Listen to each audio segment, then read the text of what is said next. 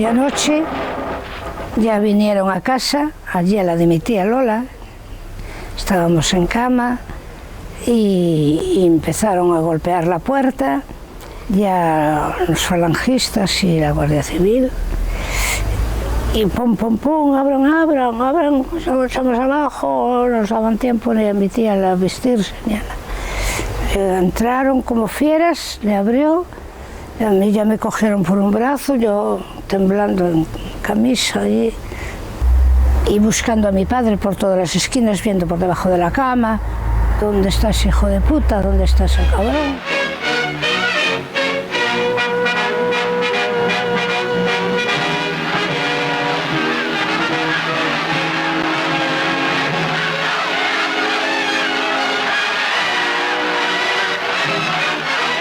Prendieron a mi madre, vinieron a buscar a mi madre, a todas las mujeres de los que andaban escapados, las prendieron, las tenían todas retenidas en una... Bueno, las cárceles ya estaban, la cárcel estaba tan llena que no, había una casa por allí y las tenían a todas allí. Y mi madre sabia d'ell perquè jo dormia con ella. Maria tristament és detinguda i portada cap a Rivadavia. En el trajecte de Canyiza a Rivadavia és quan ella es va adonar de que la situació podia ser molt més perillosa del que s'havia pensat des d'un principi. De camí cap a Rivadavia, el vehicle s'atura i baixa un dels feixistes que els estava custodiant i diu: ¿Qué? ¿Imos a mechar por ellos? Cuando le cortaron el pelo a las chicas, a las jóvenes, todas solteras, muchísimas, y conforme iban saliendo con el pelo rapado, estaba una fila de los flechas, que le llamaban los flechas, que eran los falangistas pequeños, y de un lado y otros de otro, con los tambores, tron, ton, ton, tron, ton, ton, y cuando las iban soltando, ala, esta ya está, pumba, y otros rapaces detrás, ellas pobreñas llevaban una pañueleta, se tapaban, y ellos detrás empujándole por la pañueleta para que no se taparan. Eran uns desgraciados. Tenien por, eren conscients que podien haver desaparegut en el camí. Arriben a Rivadavia i Maria és traslladada a Vigo. De Vigo, altre cop traslladada aquesta vegada a Tui, on és interrogada. De Tui torna a Vigo i allà és on es celebra el Consell de Guerra amb 22 veïns més de Canyiza i és condemnada a mort. Arriba la commutació de la pena de mort per cadena perpètua i llavors és traslladada a la presó de Saturraran a Mutriku, Gipuzkoa. Antolatu zuten kartzela bat. Kartzela horretan barruko antolaketa moja mertzedarien eskutan zegoen. Zuzendari bat zegoen, kartzelako zuzendaria, eta zaintza egiten zuten soldaduek. Eta hasi ziren lehenengo emakumeak etortzen. Hasiera batean asturiarrak, euskaldunak, gallegoak, hoiek urtarrilean ailatu ziren, emakume hoiek. Eta hasiera batean, ematen zuen leku handia izango zela, berehala bete eta gainez egiten hasi zen. Horra etortzen ziren emakumeen sentsazioa, barrura sartzen zirenean euren sentsazioa zen sartu gara zulo batean eta hemendik ez dugu gehiago ertengo. Hori zen euren inpresioa. Gelak ziren gela handiak. 250 bat emakume egoten ziren gela bakoitzean. Kalkulatu behar da, emakume bakoitzak lotarako eta egunean egoteko 45 zentimetroko lekutxo bat zeukala. 45 zentimetro. Orduan, horren barruan zeukan bere lekua. Gero, disiplinare oso gogorra zen eta jendea asko, humilazio asko eta zigor asko jaso behar izan zituzten. Une batzuetan monjei aurre egiten zietelako, eta hori ez zutelako soportatzen. Algunes monges s'aprofitaven de les mancances de les recluses per obtenir tractes de favor.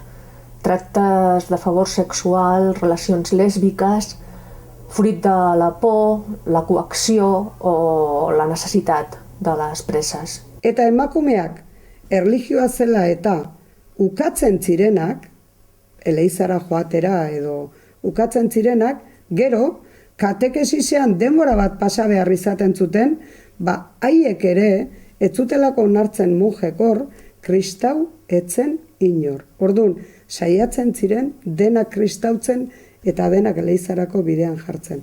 Eta hor, konflicto bat baino gehiago gertatzen zen. Va haver-hi mares a les quals se'ls van prendre els fills, mares que van veure morir de gana els seus nens, com és el cas de la Carme Riera, que va haver de sentir com les monges amb satisfacció deien de la seva nena morta, un angelito que adorará a Dios.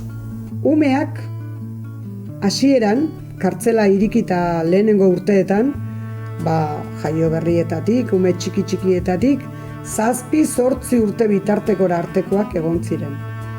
Hoie guztiak kartzelatik kanporatera zituzten. Kasu batzuetan, orfanatoan amaitzen zuten. Beste kasu batzuetan, euren familikoak jasotzen zituzten. Baina beste kasu askotan, Saturrarango umeak eta beste kartzela askotako umeak amaitzen zuten eskuineko familien, militar, falangeko, askoen etxeetan, familian. Va haver-hi moltes dones gallegues a la presó de Saturraran, dones com la Josefa García Segret, com la Isabel Ríos, com la Urania Mella, dones amb consells de guerra plens de mentides que s'han d'anul·lar, dones que tenen dret a la veritat, la justícia i la reparació.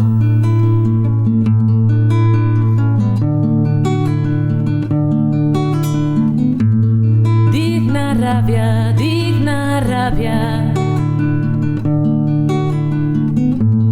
Digna ràbia, digna ràbia. Digna ràbia, digna ràbia. Digna ràbia.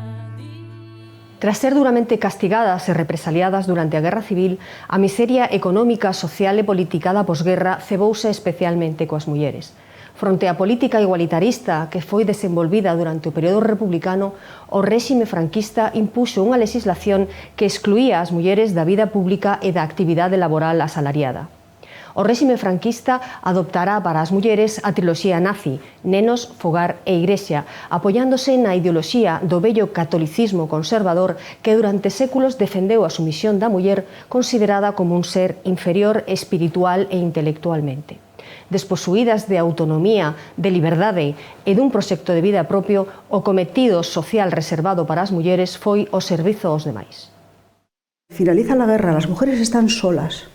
Y solas se tienen que hacer frente a toda la situación que tienen entre manos. O sistema era absolutamente patriarcal, as mulleres non pintaban nada, non podían facer nada, estaban recluídas no mundo doméstico fundamentalmente, eran nais, esposas.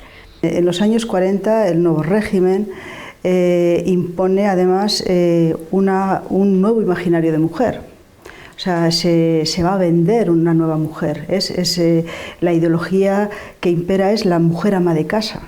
Entonces, ¿qué ocurre? Que las nuevas generaciones que van a vivir de la posguerra y de los años 50, incluso de los 60, viven, hay dos construcciones, masculina y femenina. Por un lado, el hombre es hombre en la medida en que es capaz de que su mujer no trabaje fuera y sea ama de casa, y la mujer es mujer en la medida que es ama de casa. O sea, hay una especie de fuerza colectiva que lleva a estas dos grandes dicotomías. Aquí las vemos realizando las faenas más duras alegremente, como quería Santa Teresa, la excelsa patrona de la sección femenina. Pero la tarea de la mujer no terminaba con la guerra. Había que dedicarse a la misión de reconstruir, formando a las nuevas generaciones en un espíritu de entrega y servicio.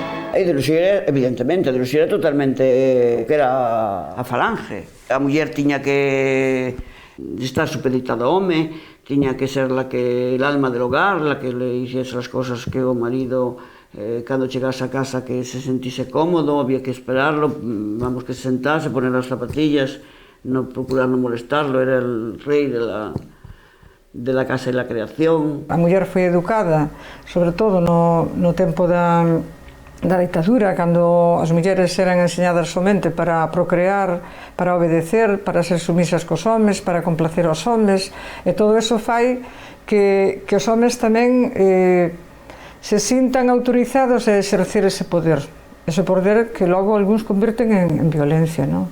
Claro, primeiro no franquismo, seguramente máis atrás, eu creo que aí a responsabilidade da Iglesia Católica é infinita, non? Pois as mulleres non teñen sexualidade e as que a teñen son as pecadentas, entón deben de aceptar a sexualidade dos varones no matrimonio e para a procreación. Yo recuerdo a las mujeres sumisas, sometidas al marido y en casa criando los hijos, y ellos, lo que vivían del trabajo de ellos, y a lo mejor algunos borrachos que llegaban a casa y le daban una paliza a la mujer y aún tenía que callar y agacharse. Era la que responsabilidad da educación dos fillos fundamentalmente, que estuviera todo limpio, que estuviera todo ordenado. Eu lín algunha cousa de la Pilar Primo de Rivera sobre o papel que tiña a muller e, bueno, impresionante.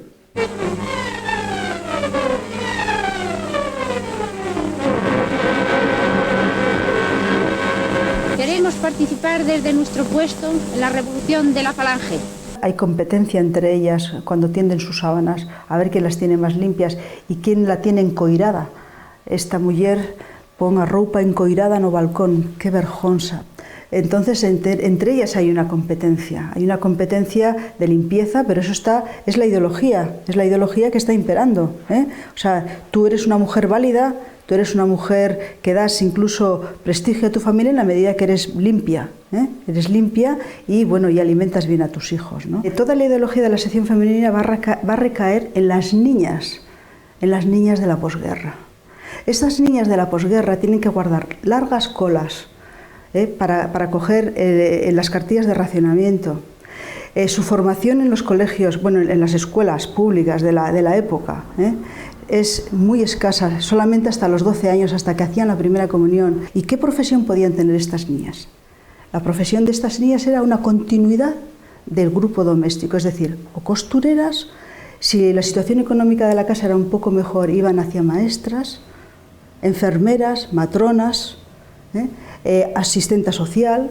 Había unha escola moi grande, moi bonita, donde me crié, pero cando era máis grandecita iba pouco porque había que ir. O día que lle tocaba ir cas ovellas, ala, todo el día. O outro día que tocaba que había que ir a sembrar patatas, maíz ou algo así. Ala, non podes ir. Fui pouco. Doña Emilia, que foi a maestra que tuve, que mamá levou-nos, a elas non tiveron escuela, porque antes as mulleres non tiñan que ir á escuela, porque non lle facía falta. Tiñan que ir os homens porque iban para o servicio e tiñan que escribir, pero as mulleres non iban á escuela. Pero a mamá fixolle tanta falta saber que nos dou-nos escuela, a todos. E a min, eu iba de noite, porque tiña que criar a meus irmáns. Eu se non fui á escuela non sei ler. Sei ler, ahora leo algo porque estou en servicio a miña vida, mi hijo hasta 12 anos que me casei, está 12 anos que fui para mi hijo a servir. Os meus señoritos enseñaron a facer algo que non sei, firmar. De pluma non sei nada, de letra leo todo, donde vais non sei. Donde había escuelas, pero era por ricos, para os pobres non había. Lo recuerdo como un periodo feliz, total, feliz. Pero siempre hago esta reflexión. Las monjas tenían sus creencias que nos inculcaban, evidentemente, vivíamos en un país católico, pero nos la inculcaban a los que estudiamos allí y las inculcaban la familia también a sus hijos en general, ¿no? Pero hacían una tarea excepcional. Primero, la enseñanza estaba separada, ¿eh? En los institutos eran masculinos y femeninos. Segundo, casi todas las alumnas, había muy pocas que escogieran carreras técnicas, ni siquiera de ciencias, eran muchas menos, casi todas eran de letras, con la opción puesta en magisterio. Lo que pasa es que en ese momento, yo digo con toda claridad, yo no era consciente de que eso era una discriminación hasta que lo analizas después. Era lo que había y trabajabas en lo que había. En aquel momento era obligatorio dos cosas. Para ser maestra tenías que hacer un curso de educación física un mes que yo hice, bueno, yo lo hice en Orense, en un colegio de sección femenina de Orense, y era obligatorio, y luego teníamos que hacer unos servicios sociales al terminar, que esos los hacíamos en Monforte. Todavía más, durante mucho tiempo era condición sine qua non jurar los principios del movimiento.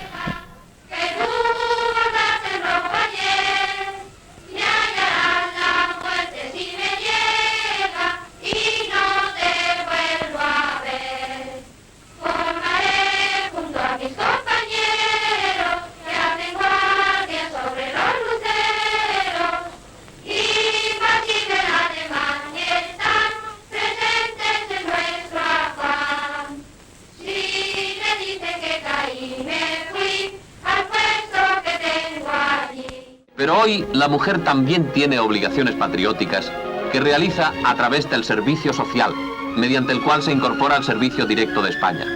En plena cruzada de liberación, cuando las mujeres españolas ayudaban a la conquista y consolidación del nuevo Estado, un decreto de 7 de octubre de 1937 creaba el Servicio Social de la Mujer. En mayo de 1940 dictaba normas definitivas para este cometido. El servicio social se dividió en 2 fases. La primera de formación, la segunda de prestación. Los 3 primeros meses de formación se realizan en escuelas de hogar, donde se adiestra a las cumplidoras para su futura misión de amas de casa y madres de familia.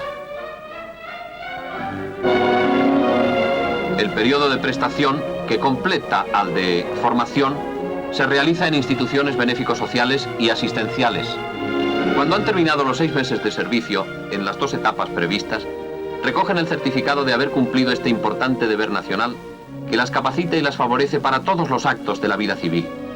Las mujeres españolas educan así su espíritu y completan su propia formación, al mismo tiempo que se hacen útiles a la colectividad nacional.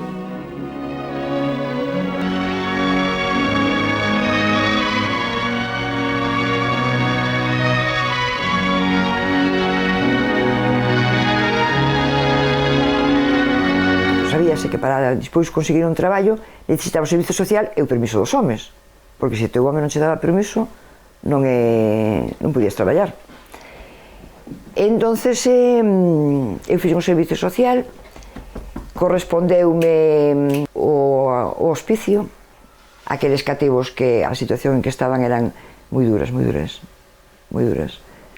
Íbamos 3 amigas e as 3 estábamos impresionadísimas da situación en que vivían aqueles nenos. Pues yo, como estaba en el taller de mi padre, estaba en los comedores. Iba a las 12:30 a darle la comida a los niños y por la tarde me parece que a las 6:30 a darle la cena. Como me lo quería sacar desde el medio, hice los 6 meses seguidos. Que ese certificado lo tenías que entregar en la documentación para entrar en la telefónica, tenías que entregar ese documento, que sin ese documento no podías entrar, te lo exigían. Una cosa tiene que quedar clara, la mujer ha trabajado siempre, ha trabajado siempre, no solamente en el espacio privado, sino también en el público desde el espacio privado. Y ella se interiorizaba, o sea, como mis labores siempre. Ellas se interiorizaban y expresaban que su profesión era mis labores. Es la profesión. Mujeres extraperlistas, mujeres pescadoras, mujeres que han incluso realizado el germen de una empresa, como puede ser la empresa Facal. Estas mujeres que han hecho el germen de empresas, ellas se definen, profesión, mis labores. O sea, es decir, por supuesto que la ideología de la falange, de la sección femenina, tenía un enorme poder en el sentido de que les hacía percibir que su trabajo no era trabajo, su trabajo era un trabajo sí, pero para ayudar en casa y nada más.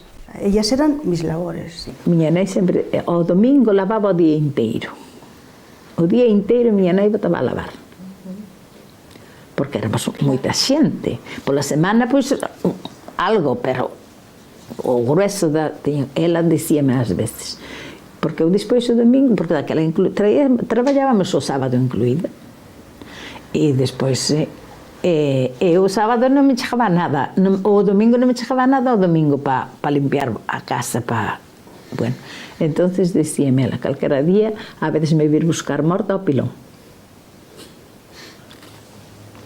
Marchaba a mañán para o pilón, chamaba ella para comer e á tarde volvía a marchar para lá. En canto pusemos a agua directa, eu non comprei televisión, pero comprei unha lavadora. Entonces fun ao extraperlo. Íbanse moitas cousas, o café, aquilo, outro, Portugal, pero non, eu fun ao extraperlo do pan finiño. E ela foi indo ao contrabando para nos criar. Quedaba a miña abuela con nós, despois foi cando naceu o meu irmán, e quedaba a miña abuela con nós e ela marchaba ao contrabando para gañar, para comer. Moita xente andaba a chapa, eu a chapa xa fun unha vez seca. A Vigo, pero non tampouco levaba a min. Eu un día, unhas irmás miñas, si, foron unha vez a Vigo e ainda acolleron a Guardia Civil. Alán Cabral iban a pé polo monte e despois miraron no monte que estaba a Guardia Civil, tiraron coas cargas e escaparon. Había dúas señoras de Meira que iban a Redondela, a Reboreda. As bolas do pan, traían as boliñas de pan. Entonces, eu acopleime a unha señora que foi a nosa salvación. Íbamos de madrugada ás 5 da mañá ou ás 4 da mañá, pero en Redondela había que dormir, en Reboreda había que dormir toda a noite. E ás 4 da mañá salíamos e viñamos por encima do puente que había roto. Sabes que en Redondela había 2 puentes, nós viñamos polo daqui para escaparnos dos carabineros. Pero claro, dábamos todo aos meus pais porque éramos 4 e non se jaraba nada, iso non daba nada, era unha miseria. Vivía, por exemplo, o contrabando, sabía o que era vir no tren e que un pouco antes de chegar á estación o tren se ralentizaba e se empezaban a ver na oscuridade sombras e se empezaban a escoitar cousas que caían desde as ventanas e era porque, claro, ao chegar a Vigo había o fielato e entón xa non permitían a entrada, non? O sea, escenas dese tipo que eu vía a pobreza moi perto e todo o que era ese mundo do contrabando, de buscarse a vida como fose, de conseguir algo algo para comer, en fin, eso sí que a pesar de estar no centro de Vigo, sí que o percibín perfectamente. O franquismo limitou o acceso da muller ao traballo a través de diversas medidas legais e dunha serie de mecanismos ideolóxicos e culturais. O obxectivo foi impedir a independencia económica das mulleres e a súa emancipación social. O discurso proteccionista e moralizante do franquismo encargouse de culpabilizar a muller traballadora por desatender as súas obrigas familiares. A legislación coartou os seus dereitos ata incluso obligalas a renunciar ao seu posto de traballo cando casaban. Durante todo o período franquista, a actividade laboral femenina vaise caracterizar pola precariedade, a irregularidade, a discriminación salarial, a baixa cualificación e a limitación de acceso a determinados postos de traballo. Cheguei aquí meu pai marchou para Portugal, deixou a miña nai sola, marchouse con outra muller, eu quedei moña a traballar con miña nai é pobrinha, a traballar tamén. E de 12 anos eu fui a servir para Vigo, só levei a miña vida a servir, a ganar. 30 rales cando fui, 30 rales. E despois cando me casei ganaba 4 pesos, 4 duros era un sueldazo, 4 duros a cociñar a casa dos señores, un matrimonio solo. Así que xa servín toda a miña vida. Daban a cama, e a comida, e o traballo, e a cuidar os nenos, o limpiar, planchar, lavar. E foi un padre de don Ramón a servir. De segunda volta fora de rapaza, cando fora despois foi un padre de don Ramón. Era estudiante. Eu facelle moita, pero foi un padre de don Ramón cunha condición, cos domingos eu viña á casa, porque era eu que levara as cuentas do que traía mamá, do que se facía, do que se calaba, porque mamá non sabía ler nin escribir. Ainda iba a buscar leña ao monte e despois raspábamos, facíamos uns castilliños e levábamos a Pontereas un feixiño desa leña, dábanos pouquiño, claro, pouquiño, pero era a vida que había. Eu, estes fillos meus, os fillos pequenos, eran enfermos e iba ao camiño a pedir leite. A pedir leite ás leiteiras que viñan de por aí arriba, pasaban por aí por un camiño, que iban para Cangas, e eu con un cacharriño puñeme ali arriba, me cantas botijas pasei eu, puñeme ali arriba, naquela concellada, con un cacharro na man, e todos cando viñan coa lata botaban unha jotiña. Viña outra, botaban outra jota, xuntaban un cuartiño dele ou 2 cuartillos, según os que me botaran, para darlle aos meus fillos. Mira, o campo mongalego es, bueno, visto desde Europa, parece que pasaron non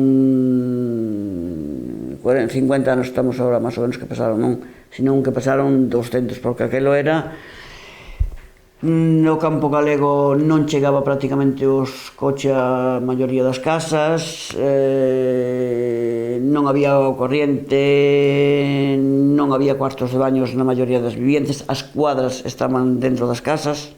Aquí traballouse na terra moi domingo. Non había domingo, eu non tuve domingos nin días santos, porque o domingo había que ir á leña do forno.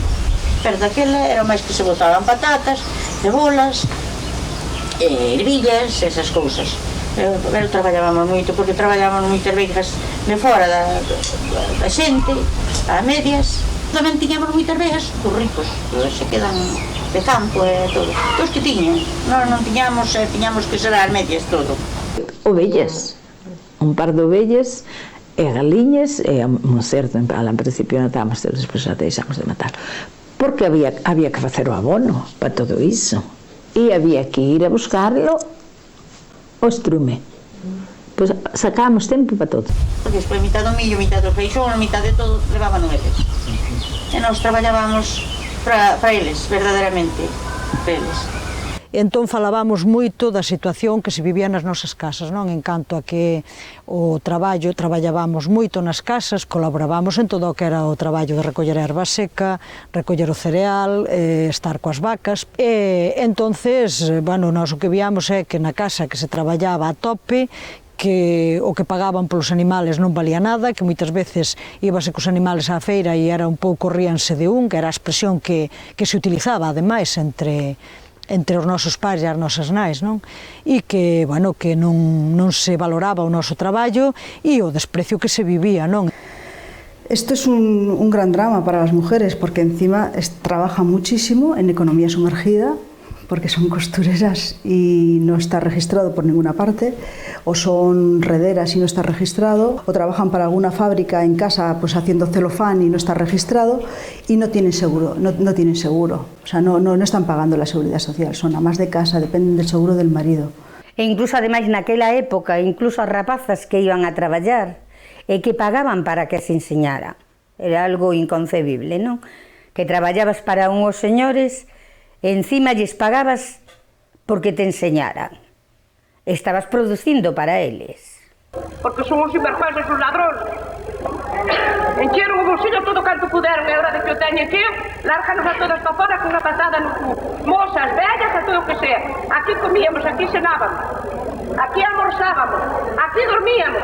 Xa dixe nunha palabra, bebíamos máis aquí dentro desta fábrica que dentro das nosas propias casas. Aquí comernos todo o noso sudor. Son os propios sinvergüenzas. Se os teño aquí, era capaz de botarlles máis a todos cantos son. Que se estean burlando de nós desa maneira. Hasta que se mirara, hasta que tuveras unha tarea. Na cordelería había unha tarea, non había horario. Na cordelería había unha tarea, tiñas que facer aquela cantidad de madeixas. Fomos para a cordelería e dábamos a piñas uns dos outros para facer o traballo, para enriquecer os amos. Estás de acordo, filho? A piña patada, desde estrella a estrella. Caladinha, caladinha, caladinha. Puxaron a fiar con a tía, esa tía pejáballe, porque daquela pejaban señor rodadores, eu jamás ni pejei un rodador, tampouco non me pejaron a min, Na cordelería pegaban de así? Sí, porque na cordelería, na arte, en todos os traballos. E ademais que os mariñeiros non querían outro traballo, non querían traballar como peóns de peóns polas carreteras a picar co picachón e todo isso, eu xa fun a facer boques, a facer morrillo na carretera para apañar na carretera, aquela non había pedra pequena, entón traían camións de pedras grandes como aquela, había que martillalas con martillón, partilas E despois facer un morrillo pequeno para carregar. Entonces levoume con ela. Ela andaba na canteira. Ela foi sempre da canteira do latón. Mamá, onde no latón, a pedra cargábase, iban as vagonetas, iba un señor cunha palanca, e levaba as vagonetas hasta o muelle, pero despois había uns cabalos que subían as vagonetas para arriba para cargar outra vez. Pero aquí na laxe, cargábase á cabeza, as mulleres. As mulleres? As mulleres, sí. E máis andaban as mulleres no corte con martillón, que mamá andou sempre con martillón, partindo na pedra. Todo iso iba para Vigo, para os muelles, de Coia, daqui, do Arenal, todo. Andaba a miña nai, que a miña nai estaba nas coas de noite, non traba que se chamaba de noite, que empezaban ás 4 da tarde, e salían, pois, sin horario. Porque era máis para a limpieza, e eran cando chegaban os camións do Mexilón, porque chegaban en barco ou en camión, depende de onde viñera o Mexilón e o peixe. Entonces viñan elas eran as que paleaban o Mexilón do barco para a terra. A vez que a industria conserveira brindou esa oportunidade ás mulleres de incorporarse ao mercado de traballo asalariado, tamén, pola outra banda, as mulleres pois serviron para que esa industria medrase, non? Contribuíron moi positivamente a que o sector fose competitivo a nivel internacional, porque este sector, bueno, competía en base a prezos de peixe reducidos e pesca abundante nas rías, pero tamén en base a man de obra pois barata, non? Vigo cuenta con establecimientos admirables que están provistos de los más modernos adelantos y de las más exigentes garantías sanitarias. Empezaron a pedir os seus dereitos. Todas empezábamos a protestar, non lle pidades tanto. Non lle pidades tanto, que non se pode exigir tanta empresa. Chamábanos tontas, sodes unhas tontas, abro de empezar o día de mañán como así. Agora choramos todas. Maioritariamente estaban situadas nas plantas de procesado e pois concentradas en ocupacións que tiñan unha peor remuneración que a masculina e tiñan poucas posibilidades de facer promoción interna dentro das empresas tamén, non? Quedaban, digamos, relegadas ás escalas máis baixas dentro da escalera laboral, non? Da pirámide laboral. Fixeron dous homes, porque dixeron que non se debíamos para coser, que as mulleres non era para estar no cosedor. Bueno, fixeron dous homes e pagaron moito máis que as mulleres.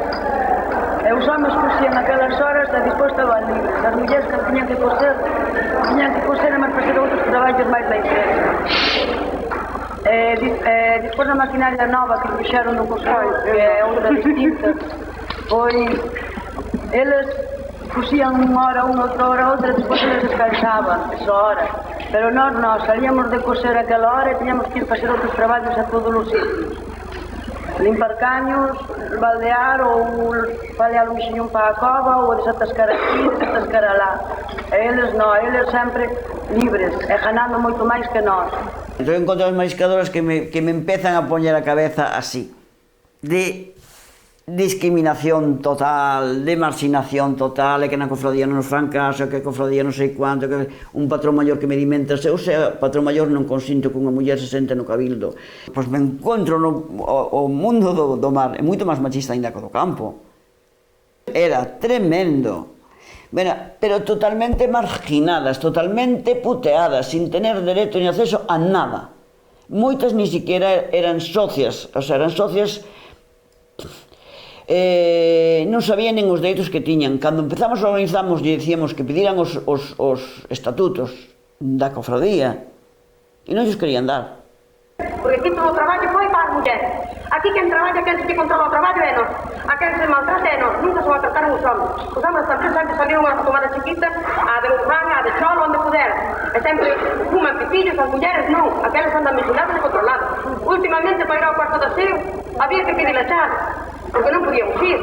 Espera que xa tiñamos medo irme xa, porque nos vigilaban.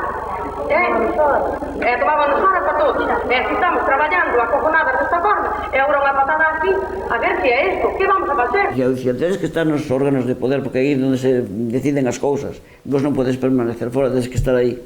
Nin cobrábamos maternidades, antes que calquera que era enfermo non cobraban a baixa, ainda antes así de estar aquí non cobraban a baixa, nin tiñamos seguro, nin tiñamos nada. Todo meteron os fillos deles. O sea, estudiaron os fillos á conta do noso sudor.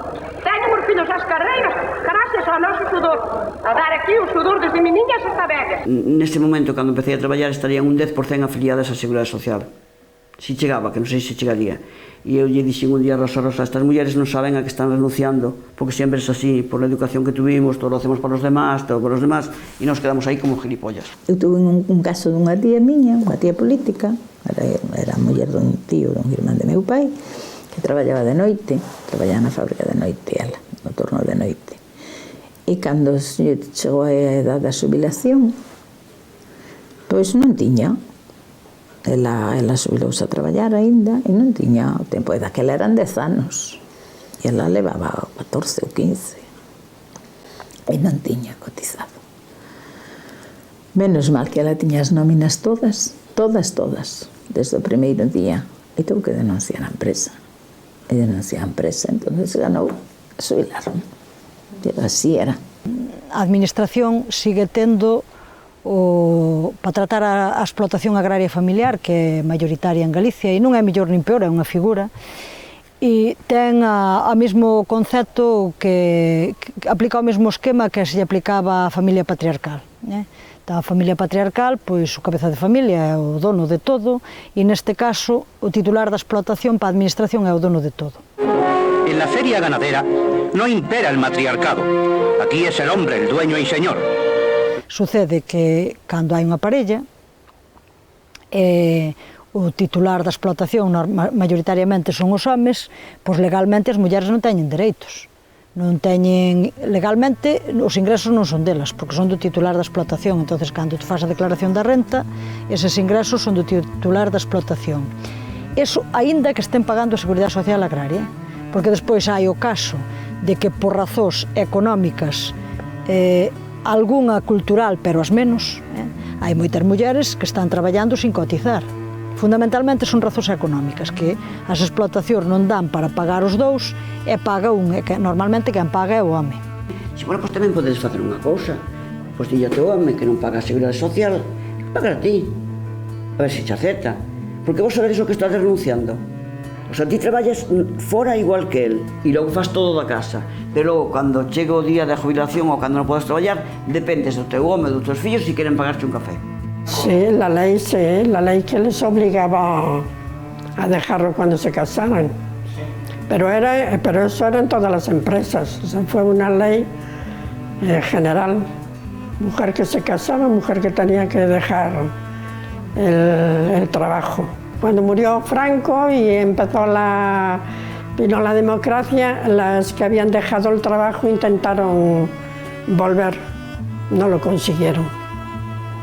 Muchas se emplearon en otros sitios, precisamente la promotora de eso se empleó en una centralita de un hospital y buscaron trabajos por otra parte. A la Telefónica no pudieron volver. Durante os últimos anos da dictadura, dentro das organizacións da resistencia antifranquista, un grupo de mulleres vai comezar a loita pola reivindicación dos seus dereitos e por rachar coa invisibilidade histórica feminina.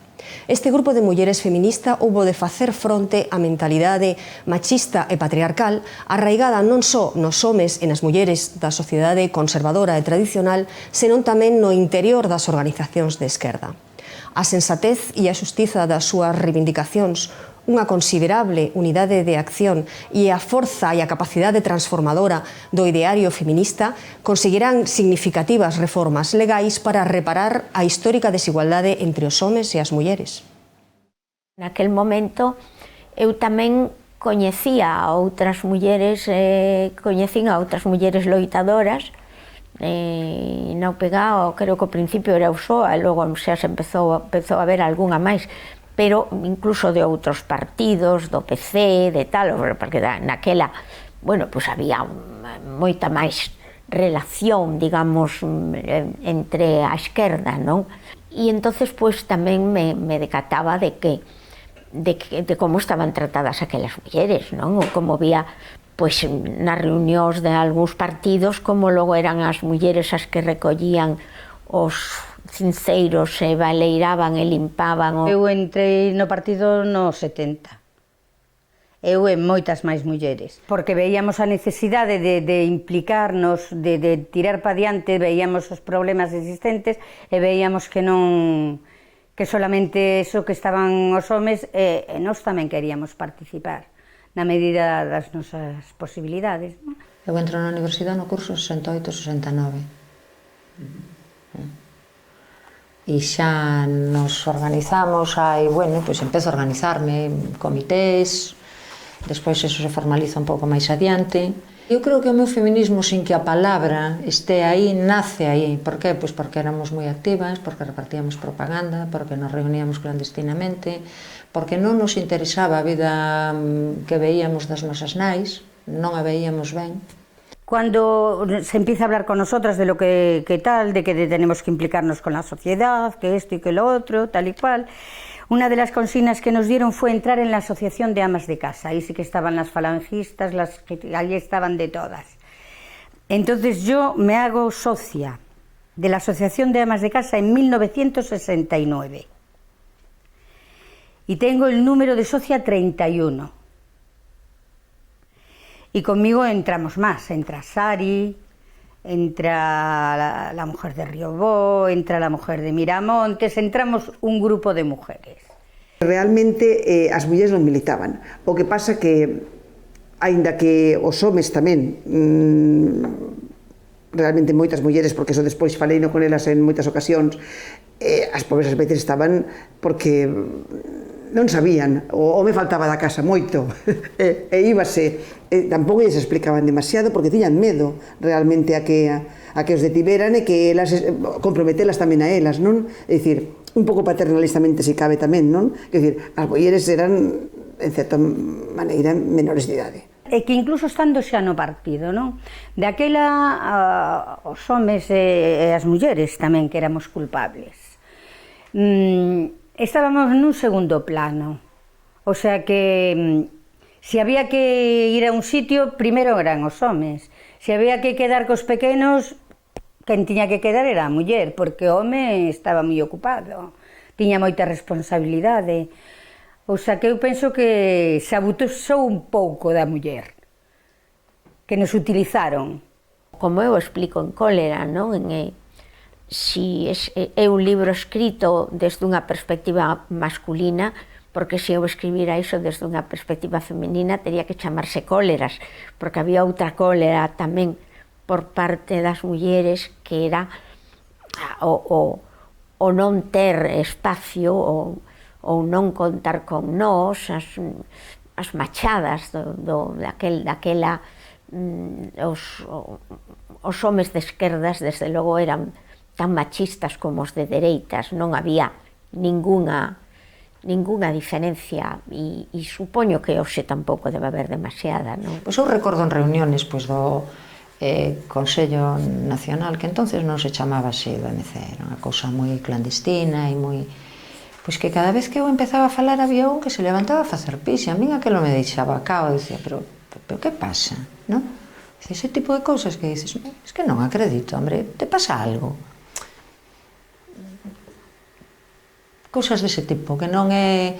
Non, é como se aproveitas e dices, bueno, agora é algo menos interesante, ou pasarse a palabra entre señores e ignorar totalmente o que dixeran as señoras. Non, como dixeches ti, dices, pois están dicindo o mismo que dixo ele e nin siquiera citan. Que pasa? Ese tipo de cousas. Eu recordo un día que cheguei a casa, eu tiña que ir a botar unhas sotavillas por unha zona, e chegou o meu compañeiro e díxome, no, tú non puedes ir que tengo que ir yo. E dixo, pois lo siento mucho. Porque, claro, a xente tiña que quedar co pequeno. Dixen, pois eu sinto moito, pero eu comprometinme e eu voume. E collín carretera e fume. Eso radicalizaba a miña postura, non? De que realmente esta historia que eles decían do enemigo principal, no? E que cando se acabara co capitalismo iba a caer do ceo xa a liberación da muller, iso non era crible, non era posible. Entonces, líderes sindicales a nivel feminista víano, e aparte así o planteaban, que era unha división da clase traballadora, o feminismo, que era un movimento burgués, pequeno burgués, e que iso que era a división da clase traballadora. E o peor é que moitas mulleres tamén non vían así, organizadas, e a mí non me cabía na cabeza, porque se realmente queres unha sociedade libre, tens que estar loitando por unha sociedade distinta. Aí entra o problema de clases sociales, aí entra a discriminación e a opresión das mulleres, aí entra a opresión dun pobo por outros povos, con todo o que conleva. Pero xente que tiña moi claro o problema da opresión de Galicia por outros povos, sin embargo, que non lle cabía na cabeza a opresión das mulleres que estábamos vivindo. Cando eu empezo a conocer o feminismo explícitamente coas xornadas que se fan en Madrid clandestinamente no 75. E o 76 xa é unha efervescencia de feminismo, creo que en todo o Estado español e en Galicia. E cando nos reunimos, pois, mulleres de diverso tipo, pero creo que moitas da esquerda militante. Por que? Pois porque sentimos efectivamente que aí hai algo que nos fala, nos afecta e nos dice cousas que non sentimos ben resoltas nos partidos nos que estamos militando. Non as sentimos ben resoltas, aunque teñamos responsabilidades, aunque se nos considera menos. No ano 75 é cando se forma a AGM, Asociación Galega da Muller, e xa que se presenta xa en sociedade de unha maneira oficial a principios do 76, no? E aí na Asociación Galega da Muller eu xa non estou en ningún partido, sigo sendo de esquerdas, claro está, e nacionalista, e a Asociación Galega da Muller ten como lingua o galego sempre, é dicir, o feminismo galego vaise caracterizar sempre por a súa relación con Galicia e co país. E eu aí xa me integro, formo parte das cofundadoras da Asociación Galega da Muller e, bueno, unha militancia que non abandonei nunca. Foi algo que me deu cousas moi valiosas, me deu moita seguridade no sentido de, pois, todo iso que vivías ou mal vivías, de repente descubres que non eres ti sola, que hai máis, que forma parte de algo valioso e que tamén me abriu os ollos e a moitas cousas, unha maneira de entender a vida, a militancia política, a sociedade, e me obligou a un esforzo intelectual indudable para contribuir a que o MC se enterara de que isto era un problema serio. Había que reivindicar pois, que non se condenara a adúltera de Vilaxoán, había que reivindicar o divorcio, o aborto, logo, en fin, todo unha chea de tal. E claro, ali dentro da asociación, ao principio, había, porque cando foi a transición, houbo moitísimos partidos de esquerda, pero moitísimos, variopintos. E todos estes estaban na Asociación Galega da Muller. No MC se formou algo moi interesante, que foi unha estrutura autónoma de mulleres do MC. En principio, as mulleres fixemos, e creo que fixemos moi ben, en falar entre nós, en levar a nosa loita en nome propio. Iso era, naquel momento, absolutamente indispensable. Nosotros planteamos o principio desta estrutura autónoma, as decisiones da política de mulleres só as toma a estrutura de mulleres e o Consello Nacional acata. Bueno, pois a verdade é que foi unha experiencia moi interesante, que deu moito valor a moitas mulleres, que presionou moitísimo o MC, moitísimo. Eu creo que en un sentido moi positivo a abrazar a causa do feminismo, pero tamén é verdade que os tíos se achicaron moito e pois casi non os deixábamos falar. Nese sentido, pois fomos avanzando moito, conseguindo moitas cousas, tamén en relación cas feministas do resto do Estado. A estrutura autónoma entrou en comportamentos privados dos varones na familia, na casa, no traballo doméstico, na sexualidade. Quer dizer que eu creo que tuvo cousas extraordinariamente positivas. Montamos un movimento democrático de mulleres, conseguimos xuntar bastantes mulleres, non todas eran do Partido Comunista.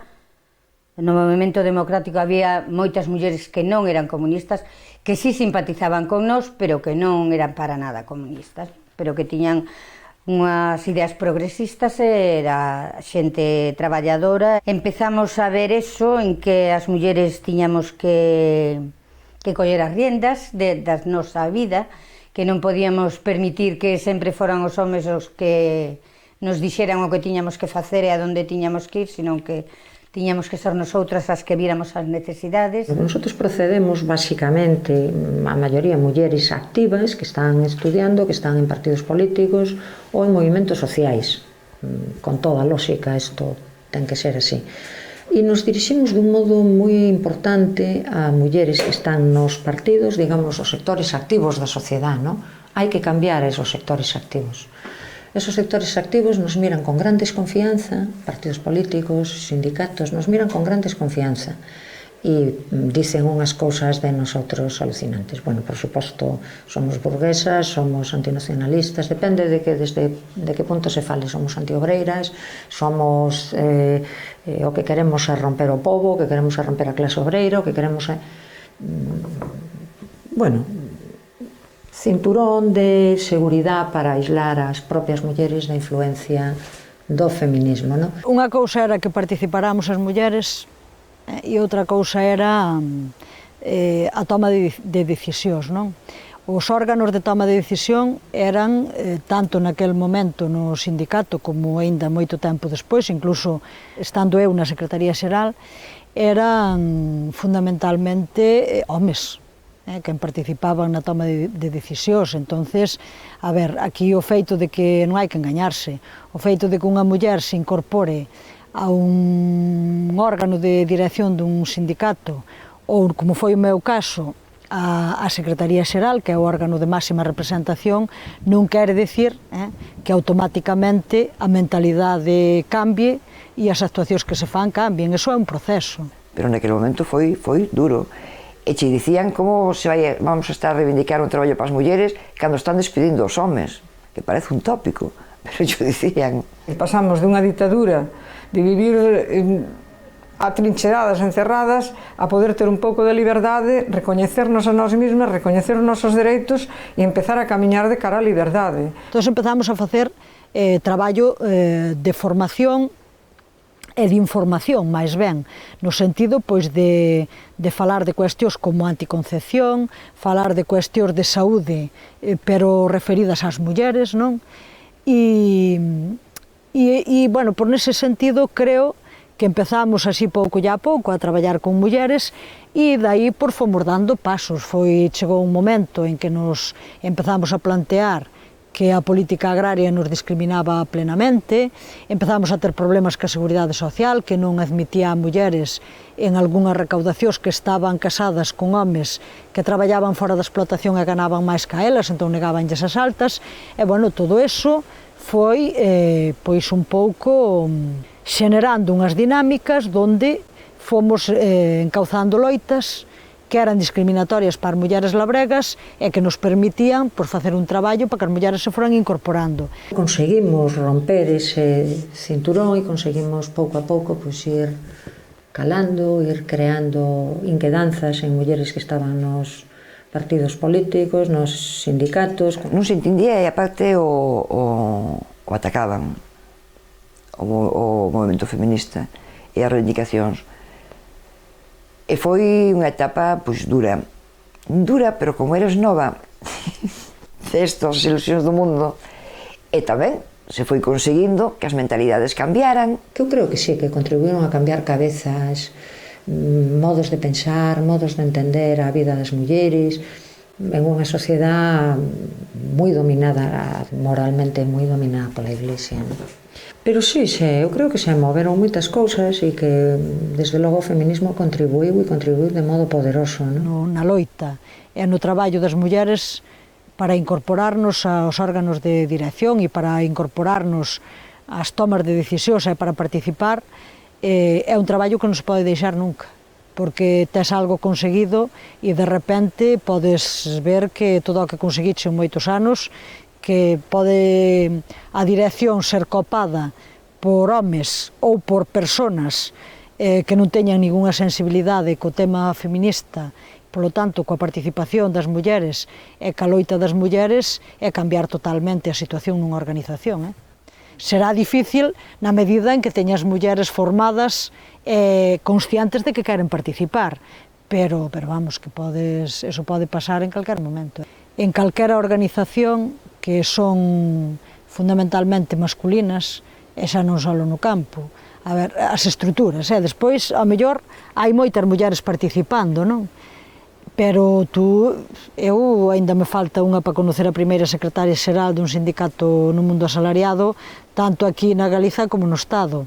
E se vamos a Europa, pois prácticamente o mesmo. Hai todavía dificultades para compartir os espacios de toma de decisión, non? Ao final, nos queremos formar parte da sociedade con pleno dereito, como cidadanas de pleno dereito. E formar parte da sociedade como cidadanas de pleno dereito significa tamén tomar decisións. E tomar decisións implica, sí ou sí, estar presente nesos espacios de toma de decisión onde estivemos excluídas durante anos e anos.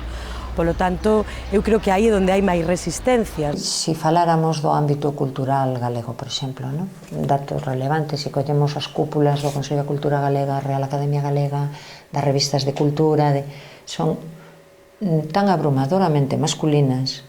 E, bueno, podrías decir son abrumadoramente masculinas, pero teñen unha sensibilidade e se ocupan, pero es que ademais tampouco. O tema do feminismo a todos esos elefantes lles ven grande. Ben grande. Non lles parece relevante. Por que empezaron a participar as mulleres activamente en todos os sitios que eran entrada? Polas cotas de participación de discriminación positiva. Pois non estaríamos hoxe ainda non sei en que nivel. Unha, porque somos fruto dunha cultura determinada. Nos xa non estamos preparadas, xa non nos educaron para competir, para estar aí, para querer estar, para... Te resulta máis cómodo, por outro lado, xa non te dan acceso por ser muller. Nas listas chegaron a estar moitas mulleres pola cuota, senón non estarían en puestos. Íbamos sempre na cola de florero. Y la universidad es un gran reto, porque hay cada vez más catedráticas de universidad y no hay rectoras. Y sí que es un campo también en el que se funciona por elección. Y también supongo que hay las dos materias. Cada vez hay más catedráticas visualizables y además excepcionales y las tenemos a la vista. Y a lo mejor es un problema de intereses. O sea, no hay muchas mujeres que decidan que se presentan para rectoras de universidad. Eu creo que ademais as organizacións somos un reflexo do avance tamén da sociedade, non? E, bueno, o feito de que no noso sindicato a estas alturas haxa paridade en todos os órganos de dirección, que teñamos unha Secretaría das Mulleres con vida activa, dinámica, que teñamos mulleres que son responsables dos sectores. O sector lácteo neste país é moi importante. A responsable do sector lácteo do Sindicato Labrego Galego é unha muller. A responsable do sector da horta do Sindicato Labrego Galego é unha muller. A responsable da pataca do Sindicato Labrego Galego é unha muller. Eu creo que eso pon de manifesto que efectivamente as mulleres labregas fixemos un camiño que non ten volta atrás e que estamos firmemente decididas a continuar avanzando. Entonces, o día que te despertas pola mañán e ves nas fusións das caixas galegas hai somente nos Consello de Administración unha muller, entonces aí é cando te enches de pesimismo e dis, pois non avanzamos, non? E dis, pois non avanzamos. O sea, avanzamos, pero non avanzamos. É dicir, que eu penso que todo o que se ven loitando e todo o sacrificio que se ven facendo ainda non obtuvo unha resposta adecuada. Pero o problema é unha sociedade nova, eu que sou eu, en que os homes tamén teñen un lastre. tamén teñen un lastre, tamén están encaixonados nun molde. As mulleres nun molde, máis perxudicadas, pero os homes tamén nun molde. Eu penso que os homes lle deben ao feminismo ir abrindo ese molde, porque tamén os homes avanzaron algo. E foi gracias ao movimento feminista. Eu coido que as mulleres, se efectivamente somos conscientes, temos que seguir loitando e reivindicando os nosos dereitos, efectivamente como persoa. Porque o que temos que pensar é que somos persoa. Eu non quero máis beneficios que os homes. Nin quero ser igual que un home. Quero ter os dereitos. Eu non son home. Eu son muller. Pero cos mismos dereitos que un home. Falta bastante, falta bastante. Primeiro, porque mira, os cambios culturales son lentos. Non é cuestión de así. Os cambios culturales son lentos. Entonces, hasta ahora todos somos fruto do que somos. Que se xente da miña generación estamos aí. E ya vistes a miña educación que recibí. Todo o que queda grabado no disco duro non se cambia tan facilmente. Non se cambia tan facilmente. Hai que educar para a igualdade en igualdade. O sea, son uns valores que se debían poñer en funcionamento en non pasar por menos, como solemos decir, non? Que é educar no respeto e na igualdade. Goberne quen goberne, ou as mulleres nos facemos valer, ou os intereses aos que se atende son outros. E eu teño moi claro tamén que os homes gobernan para os homes e priorizan os intereses dos homes. E hai conciencia feminista dentro das institucións e dentro dos partidos, dos sindicatos e tal, ou senón, moito, claro, a verborrea avanza, as leis fanse porque é políticamente incorrecto a estas alturas non aprobar determinadas cousas, pero despois hai moitos, a hora de implementalas, non se poñen os mecanismos necesarios nin os fondos necesarios para implementalas. Queda camino por hacer en dos ámbitos fundamentales. El de la conciliación de la vida laboral y familiar, en la que, bueno, se ha avanzado mucho, pero en determinados ámbitos aún quedan ahí resquemores. Y luego el campo de los malos tratos, que yo no sé lo que está pasando. Ese es un mundo tremendo, que sigue ligado a una concepción de la mujer es posesión del marido o del compañero. É un acto político de protesta pola morte dunha muller, unha vez máis, asesinada máis do seu compañeiro. É un acto da máxima violencia que se pode dar entre seres humanos e é un acto da violencia machista. Non é un acto illado por celos, senón é porque as mulleres seguimos sendo cosificadas, cidadanas de segunda clase e non somos, e se nos ten como unha pertenza. Entonces, os nosos compañeiros poden en calquera momento actuar e facer o que lles veña en gana. Ainda hai moita xuventude, moitísimo machismo. Moitísima muller que non se valora, que non reivindica os seus dereitos. Eu teño moi claro unha cousa, e que as mulleres ninguén nos vai dar nada, e que só vamos chegar aos sitios onde se toman decisións, sea institucional, sea nas organizacións, pola nosa loita, polo noso traballo. E é un camiño que temos que facer nós, é ter claro que temos que facer nós, porque eu teño moi claro unha cousa, que as mulleres loitamos en todos os frentes, as mulleres somos moi activas, pois eso, en todos os campos de loita, pero despois, cando chega a hora da verdad, o que prima son os intereses generales, non se sabe de quen, e o das mulleres sempre queda en último plano. Entón, aténdese a todo, menos a facer que na práctica a vida das mulleres, as reivindicacións das mulleres se consoliden e se faga xusticia. Digna rabia, digna rabia. Digna rabia, digna rabia. Digna rabia, digna rabia. Digna rabia, digna rabia. Sinto unha rabia calada. Sinto unha rabia maldita.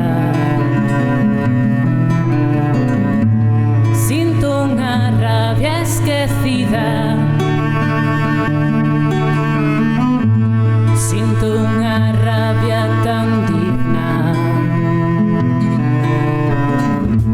Digna rabia, digna rabia.